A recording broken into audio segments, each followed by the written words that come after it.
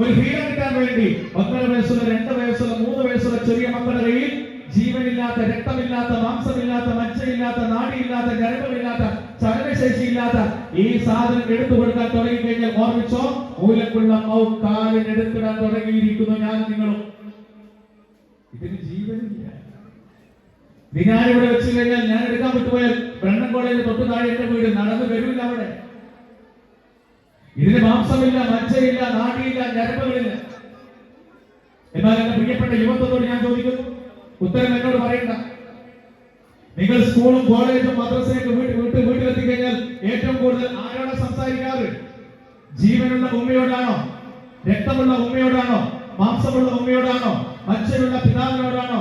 നാടിയുള്ള പിതാവിനോടാണോ? മറിച്ച് രക്തോട്ടമില്ലാത്ത, മാംസമില്ലാത്ത, മജ്ജയില്ലാത്ത യന്ത്രത്തിനോടാണ്. ഉത്തരം എന്നോട് പറയണ്ട. നിങ്ങൾ ആലോചിച്ച് നോക്കിയാൽ സ്കൂള് വിട്ട് വീട്ടിലെത്തി കഴിഞ്ഞാല് യൂണിഫോം പോലും മാറ്റൂല, ചെരുപ്പ് അഴിച്ചിട്ട് വേഗം റൂമിൽ കയറി എടുത്ത് കുത്താൻ തുടങ്ങി. രക്ഷിതാക്കന്മാർക്ക് കുഴപ്പമൊന്നുമില്ല, ശല്യം ഒഴിവായി, കുത്തട്ടെ. ലഹരിയുടെ അധ്യായം ഒന്നായിട്ട് ഭക്ഷണം കഴിപ്പിക്കാൻ വേണ്ടി കൊടുക്കുന്ന സാധനമായിട്ട്. ഞാനിന്ന് രാവിലെ വരുമ്പോ എന്റെ വീട്ടിൽ നിന്ന് മിഷനുണ്ട്, തൂക്കുന്ന മിഷൻ ഞാൻ തൂക്കിയിട്ടുണ്ട്. 82.3 കിലോ എന്റെ തൂക്കം വിത്ത് ഡ്രസ്, ബൂട്ട് എല്ലാം അടക്കും. ഞാനെന്ത് പറയുന്നു? 82.3 കിലോ. എങ്ങനെ എന്റെ ഈ ശരീരം പറയുന്നേക്ക്? മരിച്ചുപോയി 2 മാസം മുന്നേ എന്റെ പ്രിയപ്പെട്ട മാതാവ്, എന്റെ ഉമ്മ എനിക്ക് ഭക്ഷണം നൽകിയ ആ സാഹചര്യം ഇപ്പോഴും ഓർമ്മയുണ്ട്. ഒരു പാത്രത്തിൽ ഭക്ഷണം വെളിയിൽ ഉരുളയാക്കി എടുത്ത് മുറ്റത്തൂടെ നടത്തിച്ച് ഒരു ഭാഗത്ത് എന്നെ ചേർത്ത് പിടിച്ച് പട്ടാപ്പകല് ഭക്ഷണം കഴിപ്പിക്കാൻ വേണ്ടി എന്റെ മുന്നിലിരിക്കുന്ന പ്രായം കൂടി എല്ലാവരും പഴയ കാലം ആലോചിച്ച് നോക്കിയിട്ട് എങ്ങനെ ഭക്ഷണം കഴിപ്പിച്ചത്? കഴിക്കുമോനെ എന്ന് പറയുമ്പോ വേണ്ട വേണ്ട വേണ്ട ചുണ്ടിങ്ങനെ പിടിച്ചുകൊണ്ടിരിക്കും. എന്താ പറഞ്ഞത്? പട്ടാപ്പകൽ എന്റെ ഉമ്മ പച്ചക്കള്ളം പറഞ്ഞുകൊണ്ട് എന്നെ തിരിച്ച കഥയൊക്കെ ഇപ്പോഴേക്ക് ഓർമ്മയുണ്ട്. പെട്ടെന്ന് ഉമ്മ പറയും, എന്താ പറയാ? അമ്പിളി അമ്മ വന്നിക്കാൻ പട്ടാപത്തിൽ നമ്മൾ വേനോട്ടോ ഒരു ഉരുളി അങ്ങ് വിട്ടുപോയി. ആരുടെ വയറാ നിറഞ്ഞത്? ഉമ്മാന്റെ വയറ്. 2 കാക്ക വന്നിട്ടാ ഒരു ഉരുളിക്കോട്ട് പോയി. 3 മൈല വന്നിട്ടാ ഒരു ഉരുളിക്കോട്ട് പോയി. ആ തടിയാണ് ഈ തടി, ആ തടിയാണ് ഈ കാണുന്ന തടി.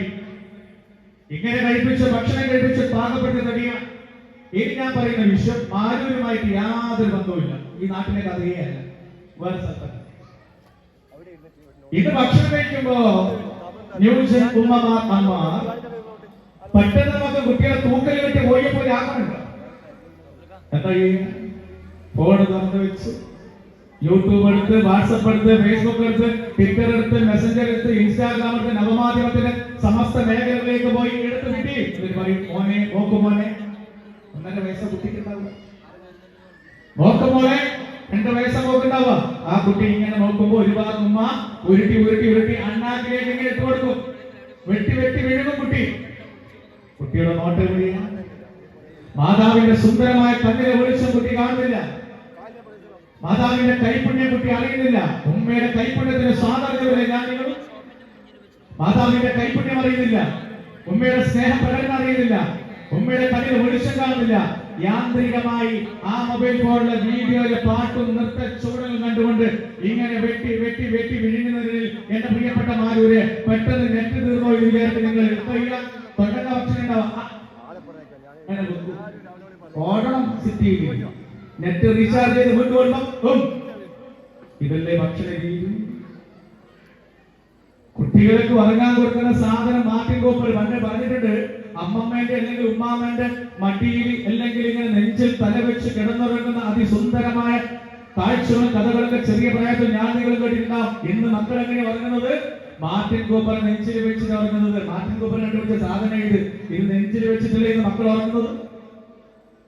ഭാര്യയും ഭർത്താവും മക്കളെല്ലാം ഒരു കട്ടിൽ കിടന്നുറങ്ങി കഴിഞ്ഞാൽ ഇതെന്താ സംഭവിക്കുന്നത്? രാവിലെ ഭാര്യ ഏർലി മോർണിംഗ് സുബഹി നമസ്കരിക്കാൻ വേണമെങ്കിൽ ഏർലി മോർണിംഗ് അതിരാവിലെ എഴുന്നേറ്റ് ഭാര്യ ആദ്യം തപ്പുന്നത് അടുത്തിരിക്ക ഉറങ്ങുന്ന ഇക്ക കട്ടിലുണ്ടോന്നല്ല, ഈ സാധനാർത്ഥം ഉണ്ടോന്ന് നോക്കുന്നത്. എനിക്കാണ് ആദ്യം എഴുതിട്ട് എന്റെ ഓൾറെഡി പോയതല്ല, ആ സാധനാർത്ഥം ഉണ്ടോന്ന് നോക്കുന്നത്. ഇതാണ് അഡിക്ഷൻ. ശരിയാക്ക് ബാത്റൂം പോകും ഇതുപോലെ അവയില്ല. ബസ്സിന് നിൽക്കാനും സ്ഥലം ഉണ്ടാവില്ല, ഇരിക്കാനും സ്ഥലം ഉണ്ടാവില്ല. ഏതെങ്കിലും ചാരന്റെ സ്ഥലം കിട്ടാൻ ആടിയുണ്ടാ കുത്തുന്നുണ്ടാവും. ഇതാണ് അഡിക്ഷൻ. ലഹരി മറ്റു ലഹരിയിലേക്ക് ആടി എത്തുന്നതിന് മുന്നേ മൊബൈൽ ഫോണിനെ കുറിച്ച് നിങ്ങളൊന്ന് ചിന്തിച്ചു നോക്കിയാൽ ഇന്ന് വീട്ടിലെ അവസ്ഥ എന്താ? ഉപ്പ ഒരുപാട് തൂത്തുന്നു, ഉമ്മ ഒരുപാട് തൂത്തുന്നു, മക്കൾ ഒരുപാട് തൂത്തുന്നു. ഇപ്പൊ ആരാര്യ നിയന്ത്രിക്കേണ്ടത്? സകല പുത്ര ആരാര്യ നിയന്ത്രിക്കേണ്ടത്? ഒരുമിച്ച് ഒരു വീട്ടിൽ പരസ്പരം കാണുന്നുണ്ട, സംസാരിക്കുന്നുണ്ട. എല്ലാം നവമാധ്യമങ്ങളുടെ ഉള്ളിലേക്ക്, യന്ത്രത്തിന്റെ ഉള്ളിലേക്ക് തലച്ചോറ് തളിച്ചിട്ട് പോയി. ഇവിടെയാണ് പ്രവാചകന്റെ സുന്ദരമായ വചനം.